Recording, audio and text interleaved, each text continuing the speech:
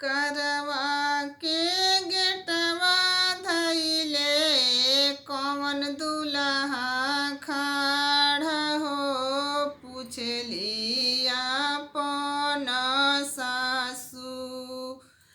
कहाँ भइली देर हो, पूछली आपन सासू। करवा के गेटवा धइले कौन दुल्हा खाड़ा हो, पूछली आपन सासू।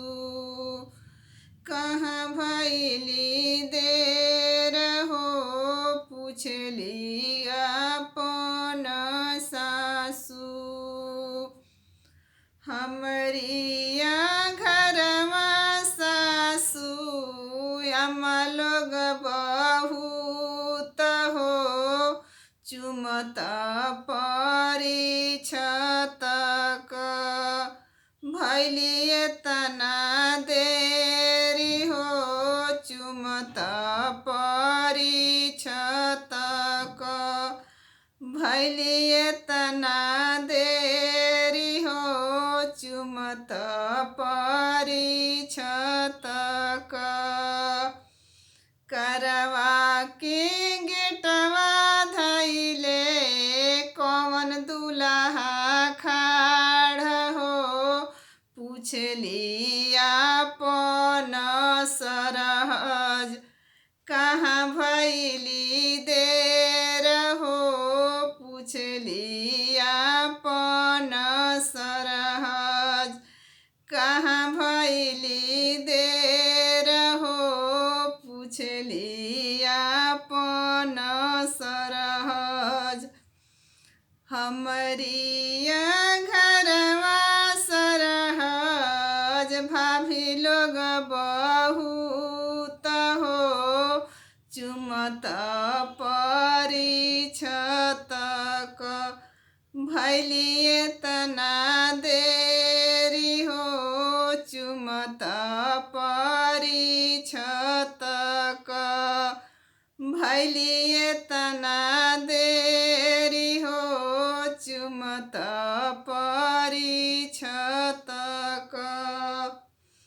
करवा के गेटवा धइले कौन दुल्हा खाड़ा हो, पूछली आपन साली। कहाँ भइली देर हो, पूछली आपन साली।